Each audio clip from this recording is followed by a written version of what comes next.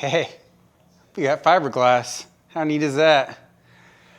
So as you can see, we got fiberglass and it's new. So this is McNeil fiberglass, the Raptor conversion kit. This is just roughly pinning. We just did this a little bit ago to kind of get an idea. It's sitting high right now because we have to do the cutouts for the windshield wiper motors. And then it can drop down and then we can see where we're at from there and start getting a game plan of what we need to do. The bed sides look like we don't have to change a whole bunch of mounts on it, just a few things and new rear bedside hangers, like, you know, we do the cutouts, and we'll have to change those up a little bit. Otherwise, it doesn't look like it's going to be a huge deal. Front might be a different story, but we don't know until we can get the mini fenders hung, set everything, and figure out where to go from there. But glass looks really nice. McNeil does a nice job. It's the same stuff that we were running on Lee's F-150. They actually had, Gary requested them put an extra layer in it, so it's super thick fiberglass, very thick. Pretty happy with that. I'm glad it's here finally. Not really from them, but I'm just glad we have fiberglass. Back here, we've already talked about this one. We started making the extra little hangers because I don't even know whose fiberglass this is, but you can see this is whatever this was. I'm not sure. So we'll have to come with another mount off, pick up here, and then another one for the bottom side. We got the tubes made for the bottom side. Actually, they're sitting in there if you peek over the end here. So you can see there's the start of it. We just got to do a tab off of it and then hang these. We make these out of aluminum, so they just have some flex to give in if you ever crush it. Granted, you're probably going to crush your fiberglass either way. We've been working hard on Alan's F100 build. This is the first full solid week, really, that we've got on it. These are the link boxes for the back. So this is where your rear links would go to the axle housing. And they come out super nice. Huge thanks to Corey. He's been busting his butt on this, getting everything fitted and ready and prepped and everything like that for Jeff just to go ahead and go crazy on the welder. And they've done a phenomenal job on that. We have some more stuff over in the other fixture. You can see right here, we started snapping this thing together. It's just snapped together, it's not welded yet, but this is the start of the Y-frame that comes off of the bulkhead and then comes back.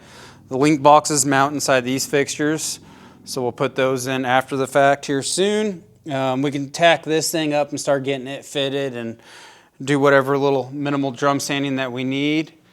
The upper bulkhead section is looking super nice. The lower section of the A-arms is pretty much done. There's a few beauty passes that we have to make. A lot of it's just, root passed in. Very happy with that.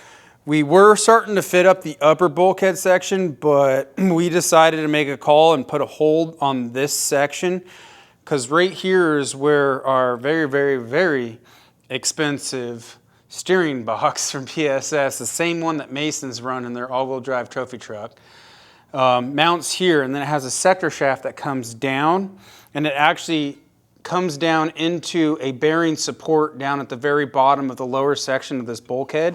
So we can see we have this here. This, obviously, see, you can flex this around. We don't want to finish that part yet until we get the steering box here, get the sector shaft, because there's a tube with a bearing that gets machined.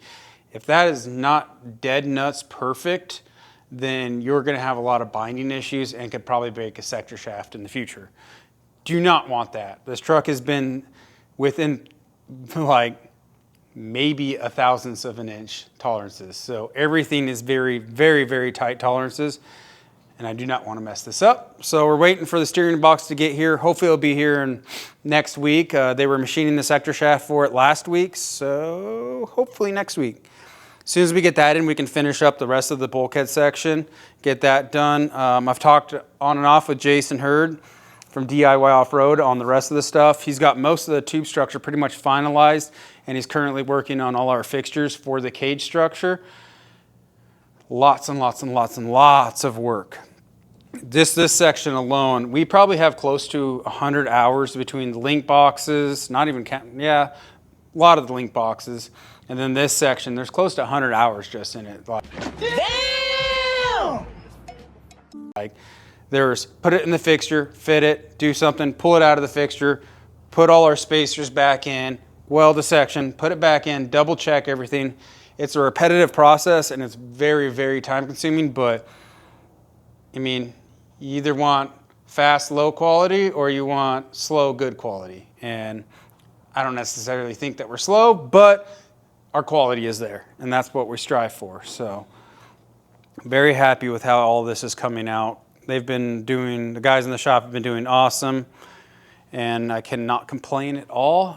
Alan's been a very, very good customer to deal with. He's super excited. He always wants weekly update pictures, which I like doing, and he's very easy to deal with, so I appreciate that from him. And Vince's will be done in the next week, and then he can take it home, which means this whole back shop is going to be designated to the F100, and I'm excited about that because this F100 is just going to be. I don't want to toot my own horn here, John, but what do you think? Think we can build one of the sickest F100s out? I think so. All right. You heard it from the camera guy. He knows all. But that's all we have this week. So we'll see you guys next week. Have a good day.